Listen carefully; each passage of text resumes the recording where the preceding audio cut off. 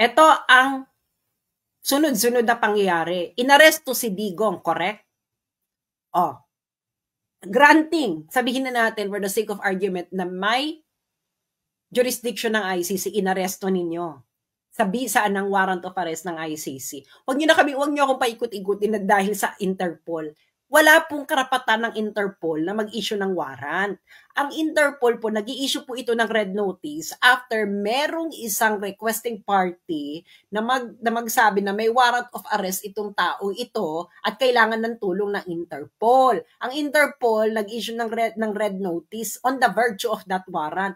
At ikaw, Pilipinas, ikaw, Bongbong, hindi ka nag-comply sa Interpol, nag-comply ka dun sa warrant. Hindi dun sa red notice, nag-comply ka doon sa warrant. Okay.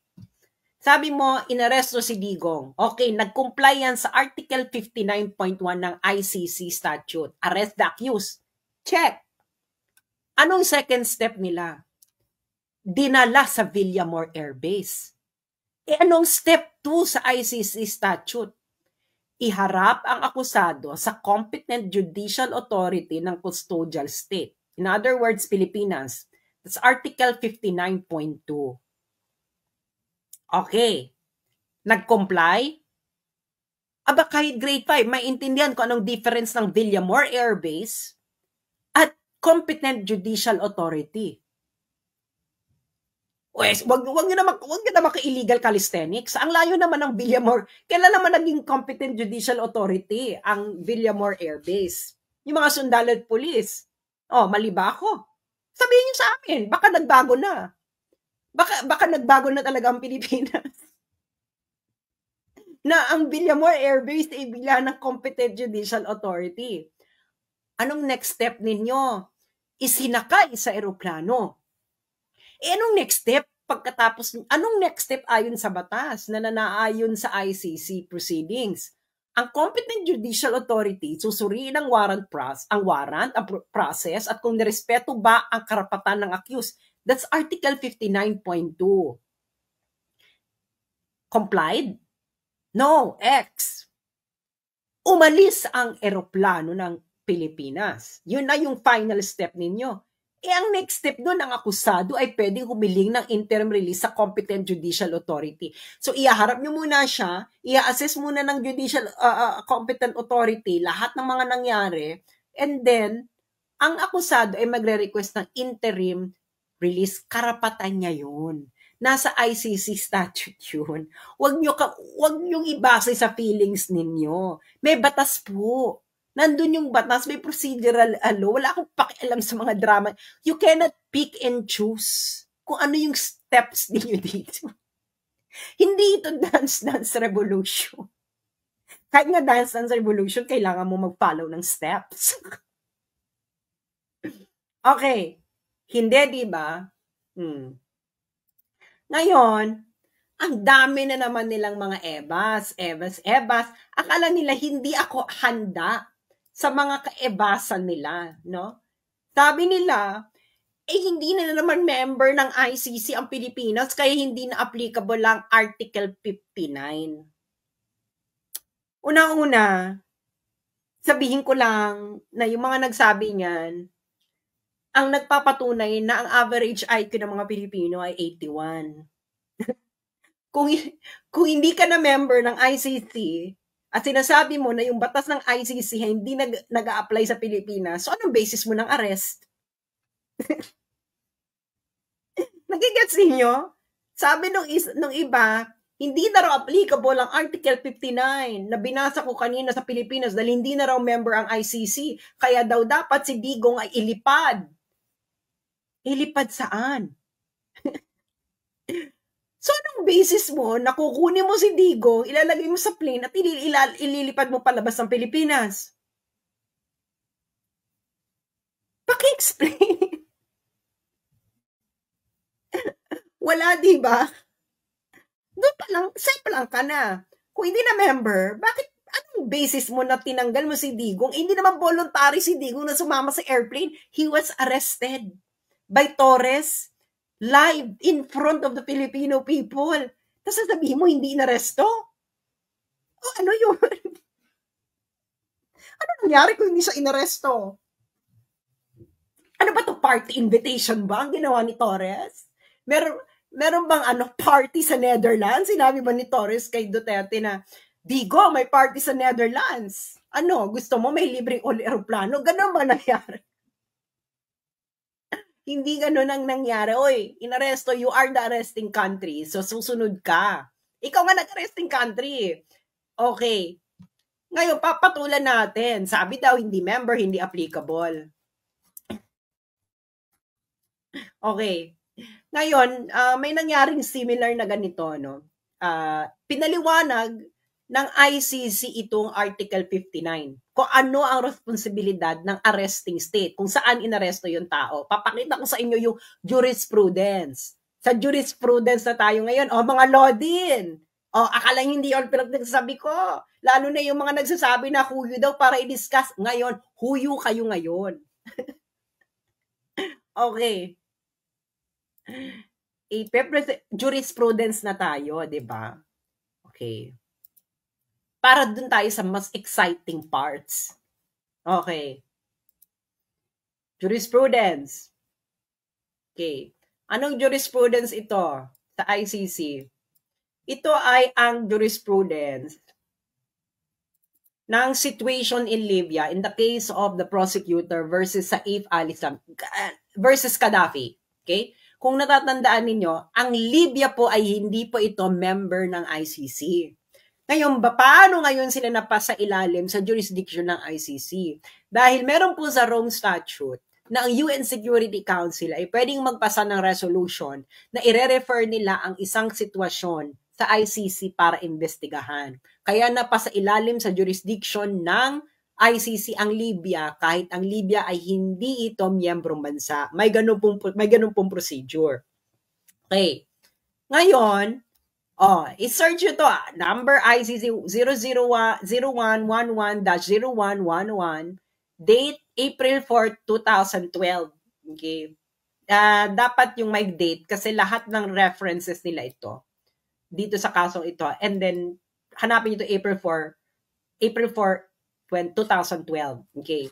Ngayon, sa paragraph 19,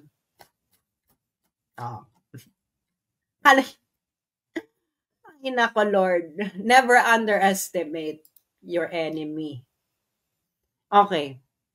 Paragraph number 19. Okay. The chamber, ito yung pre-trial chamber ng ICC, recalls Libya's obligation to surrender Mr. Gaddafi to the court as of the day the warrant of arrest against Mr. Gaddafi was notified to the Libyan authorities.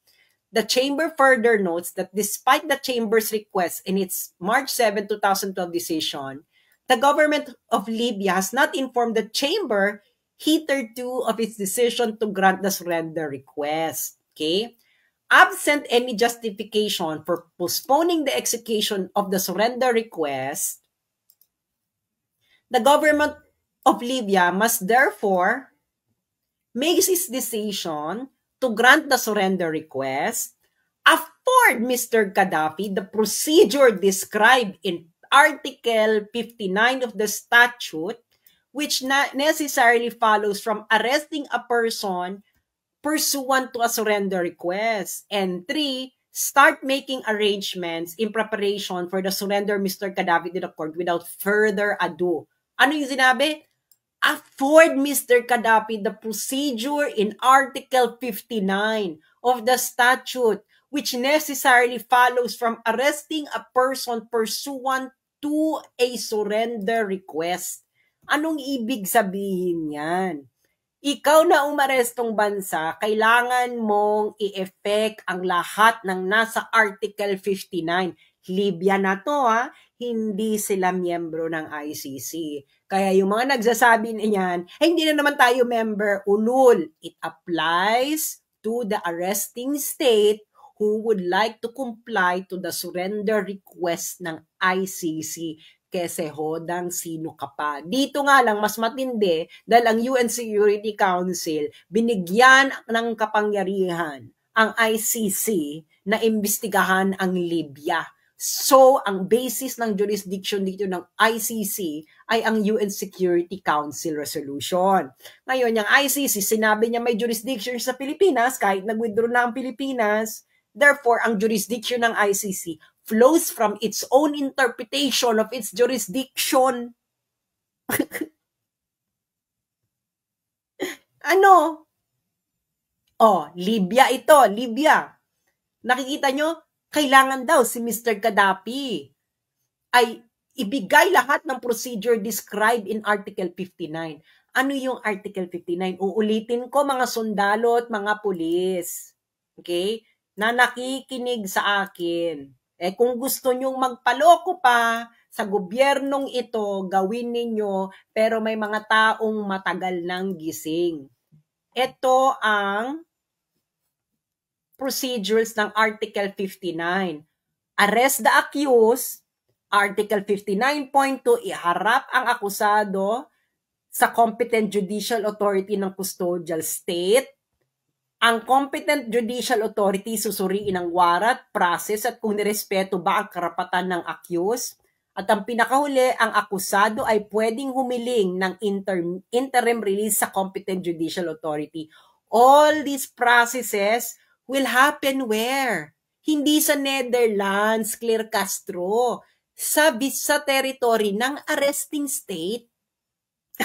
Ikaw na naman, Claire Castro, legal hallucination. Pati yung mga law din na iba. Legal hallucination. Plain language. Hindi ka po pwedeng mag-legal calisthenics kung plain language ang batas. Magli-legal calisthenics ka lang kung may ambiguity. Hindi ba? Actually, hindi rin. Yung mga law school, bago kayo magturo na international law, ituro nyo muna ang VCLT, ang Vienna Convention on the Law of Treaty Interpretation. Dahil bago kayo magbasa ng international law, which are treaties, dapat alam nila kung paano magbasa ng treaty, which is based on another treaty, which is the VCLT. Naalala ko dati isa kong friend, no, law student. Buti nakapasa siya ng bar. Congratulations, girl. Tinatanong niya ako sa UNCLOS. Ang tinanong ko kasi nga, subject daw sa international law subject nila, 5 units lang naman yun. Tinanong ko siya, tinuro ba sa inyo muna yung VCLT? Tinanong ako nung friend ko at magandang eskwelahan to ng law. Sabi niya, hindi. Sabi ko, paano ka mag-i-interpret ng treaty kung hindi mo muna pag-aaralan yung VCLT? Foundational yun. Nangyayads yun yung kalidad ng mga to. Pag tinanong mo, hindi alam ang VCLT, Bex, wala na yan. That's actually, VCLT was discussed during my first day ng international law class ko sa Leiden University. No kidding, first day. Because you cannot proceed with understanding international law without understanding first VCLT. Okay, di ba? Hindi nyo sinunod. Ano sinusunod nyong batas? Di ba? So ngayon, okay. Ngayon meron namang umeksena. Alam niyo naman maraming eksena. Handa na nga ako sa lahat ng eksena.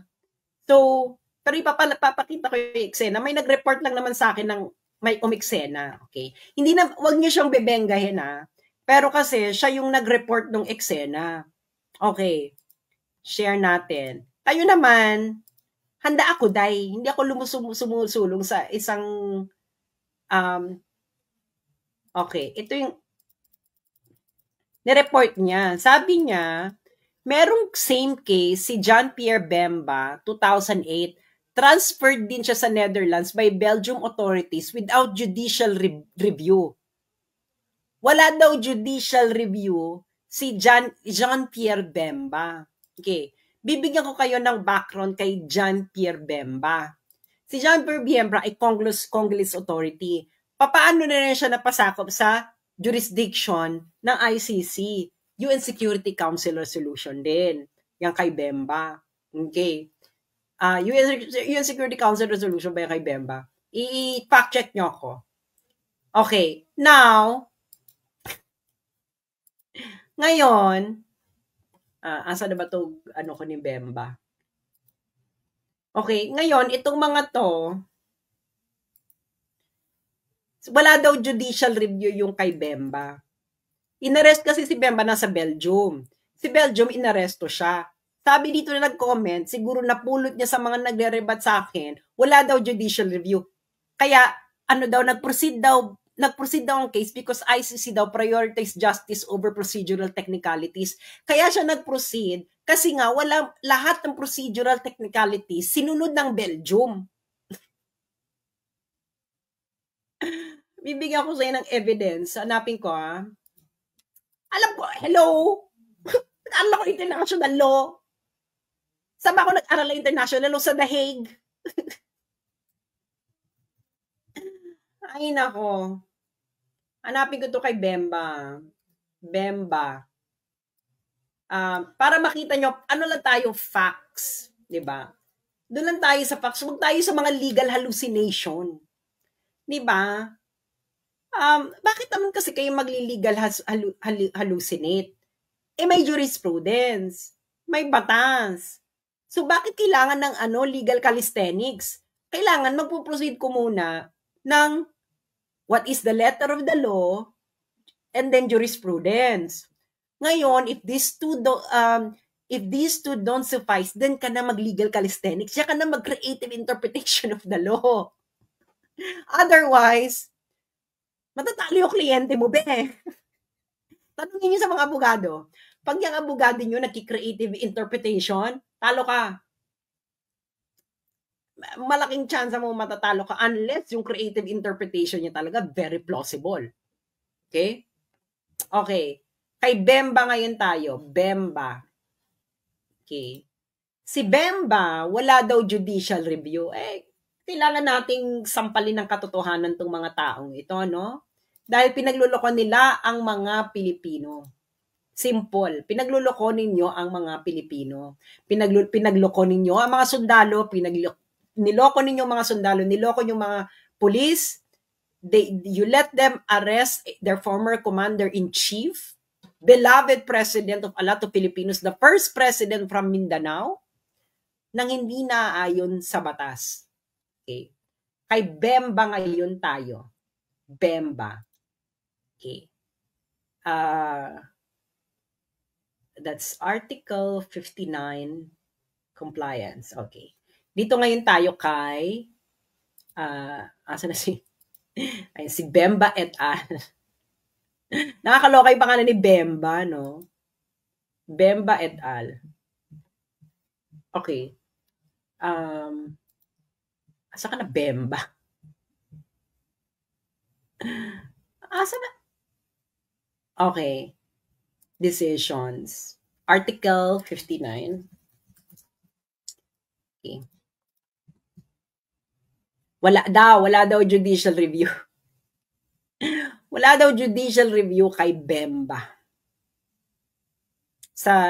Ano yun? So, ang premise nila, inaresto lang sa Belgium, inilipad kagad sa Netherlands. Hindi na raw sinunod ang mga step by step. Hindi ba? Step by step. Okay.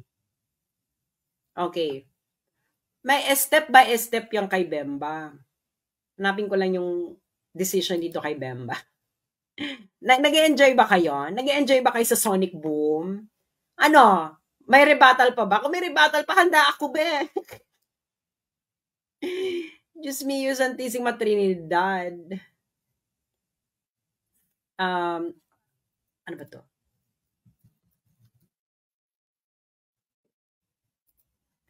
Kasi dapat eto. Kasi French kasi, punyet. Hindi po ako marunong mag-French. Okay. Ito. Nahanap ko na. Buti may English. Okay. Tagal naman mag-load. ICC. Ito. Top screen. I-share na natin yan kay Bemba. Si Bemba daw. Walang judicial review. Okay. Alam nyo, kayong mga nagpapakalat ng mga legal hallucination, makinig kayo. Okay. Ang nakikita nyo ngayon, ito ay ICC 01-05-0108, June 23, 2008. Situation in the Central African Republic, the prosecutor versus Bemba Gombo. Okay. Ano to? Tungkol saan to? Recommendations to the chamber, French. Huwag na tayo chamber, blah, blah, blah, Brussels Court of Appeal, pursuant to Article 59 of the Rome Statute. Ano ibig sabihin nito, friends? Ito yung mga gustong maghanap, ha? Ayan, ito ang hanapin ninyo. Yan. ICC 01-05-0108, June 23, 2008. Yung mga abogado, makinig kayo.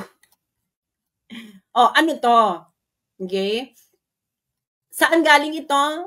Anong pagdidesisyon nila? Recommendation nila doon sa Belgian Court, sa Brussels Court of Appeal. Brussels Court of Appeal na ba? Bakit ngayon sila nag-recommend sa Brussels Court of Appeal? Kasi nga may judicial review, mga best. Hindi ba sinabi ko na sa inyo, may step? Ano yung isang step? Ipapakita ko ba yung step? Ipapakita ko yung step para yung mga yung may legal hallucination, okay? Para yung may legal hallucination, para maka-follow. Para naman maka-follow yung mga nagli-legal hallucination, di ba? Mamaya ka na ta. So, pakita ko ng step to dun sa Article 59. Anong step yan? Okay, step. Okay. Anong step yang pinakita ko kaninang desisyon? Okay, Article 59. Papakita ko sa inyo, ha, anong step yan?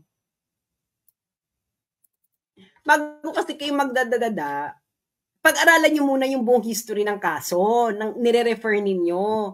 Nalako, alam ko, dahil pinag-aralan na nga namin ito sa Netherlands, sa Leiden University, mga Beck. At ang isa sa mga professors ko sa international law ay isang defense lawyer sa International Criminal Court. Ano ba? Professor ko sa jurisprudence. Hindi lang basta jurisprudence, international legal jurisprudence. Di ba? So, itong Article 59, nakita nyo yon, di ba? In pursuant of Article 59. So, step 1, inarrest no ng Belgium kasi nga may warrant of arrest. Check, nag-comply ang Belgium. Ano ang next step? Step 2, hinarap sa competent judicial authority. Malamang hinarap nila sa judicial competent authority, kaya nga na umakyat na sa Belgian Court of Appeal. Hindi ba? Kung hindi naman kayo 1/2, 1/4, 1/8, 1/32, and I don't know, plank length, nakatiting na kautakan ninyo, may steps. Okay? Yung pinakita ko sa inyo kanina, yung recommendations ng ICC, alam nyo kung nasaan na yon? Step 5 na yun. Ayan o. The pre-trial chamber shall be notified of any request of interim release and shall make recommendations to the competent authority in the custodial state. Yung pinakita ko sa inyo, step 5 na yun. Si Bemba na sinasabi niyong walang judicial review, mga Bex, nasa Belgium siya nung nangyayari ito kasi nga nagko-comply yung Belgium, the arresting state, sa Article 59. Kaya walang technicalities at chuchuchu. Yung mga sinasabi yung technicalities in criminal law, procedural justice is important. Dahil nakalagay mismo sa Rome Statutes, the rights of the accused will be respected all throughout the proceedings. Ibig sabihin, from the moment that you arrest, hanggang ma-convict yan, the rights of the accused will be respected. The right ni Duterte, the life, liberty, and property of Duterte will only be subject to whatever after conviction. Hanggang ngayon, Duterte is innocent until proven guilty beyond reasonable doubt. Di ba? Step 5. Okay, step 5 na itong pinakita ko sa inyo. Di ba? Step 5 na nga. Step 5 na yung kay Bemba. Kasi nga, ayan, recommendations to the Brussels Court of Appeal pursuant to Article 59 of the Rome Statute. Pursuant to Article 59 of the Rome Statute, na nandyan ang judicial review sa arresting state. So saan nyo na naman ninugot yung pinagsasabi ninyo na yung Belgium ay walang judicial review kay Bemba bago siya isurrender sa ICC? Ano na naman itong mga tinitira ninyo? Pentel pen ba ito? May judicial review ang Belgium. Babasahin natin kung ano nangyari, di ba? Ito yung sabi on May 23, 2008, the chamber issued a warrant arrest against Bemba. Okay. That same day, on the basis of the warrant of arrest, in accordance with the Article 92 of Rome Statute, the chamber requested the Kingdom of Belgium provisionally arrest Mr. Pierre Bemba and ensure his safety until his final surrender to the registrar of the court. When issuing the warrant of arrest, the chamber considered there were reasonable grounds, etc. Okay. The warrant of arrest was executed by the competent authorities of the Kingdom of Belgium. Nandun kasi si Bemba, sa Belgium. So yung Belgium ngayon, ang custodian state. Nasa Belgium si Bemba eh. Ngayon, on May 30, the Council for Missing Pierre Bemba filed a French ito. Ito yung interim request for liberty. Okay. Ngayon, yung Court of Appeals ng Belgium, binigyan siya ng recommendations ng ICC. So, merong judicial review, mga Bex. Nagigets ninyo? May judicial review bago siya sinurrender sa ICC. May judicial review saan? Class? Sa custodian state. Ano uli yung custodian state? Ang custodian state, ang arresting state. Ngayon, dinebank ko ba kayo nang hinugot ko lang sa tadyang ang mga argument ko? Hindi. Dinebank ko kayo according to what? Plain reading of the law, ICC statute, and jurisprudence of the ICC. Ngayon, kayong mga nakikinig sa akin, mga sundalo at pulis, ano ngayon ang ginawa sa inyo ng BBM administration? Tell me. Were you acting on the presumption of regularity? Paano regular? Hindi nga, Torres was not acting on presumption of regularity. Torres was acting on the condition of the ignorance of the process of the ICC. And ignorance of the law doesn't excuse anyone. Kahit si General Torre ka pa, ayun ay kung kayong mga pulis at sundalo ay loyal pa sa Constitution. That's my challenge to you. Are you still loyal to the Constitution? Ang linaw, di ba? Nakita niyo yung ginawa kay Bemba. Nakita niyo yung sinabi ng Trial Chamber Court kay Gaddafi. Yung ginawa ng Belgium kay Bemba. Sinabi noon sa desisyon kay Gaddafi na Article 59 dapat i-afford kay Gaddafi ng Libya, the arresting state. Si Bemba na inyong pinagmamalaki, etos garbanzos, binigyan din siya ng Article 59, nag-comply din ng Article 59 ang Belgium bago siya isinurrender sa ICC. Kayong mga sundalo at mga pulis na nakikinig sa akin ngayon, granting, let's say, for the sake of argument that ICC has jurisdiction over the Philippines. Okay? Let's say, for the sake of argument, just for the sake of argument. Okay?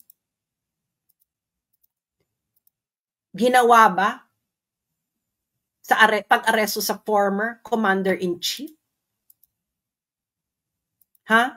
Hindi ito ginawa kay Erap. Hindi ito ginawa kay Arroyo. This is the first time that this was conducted in recent memory to a former head of state of the Philippines.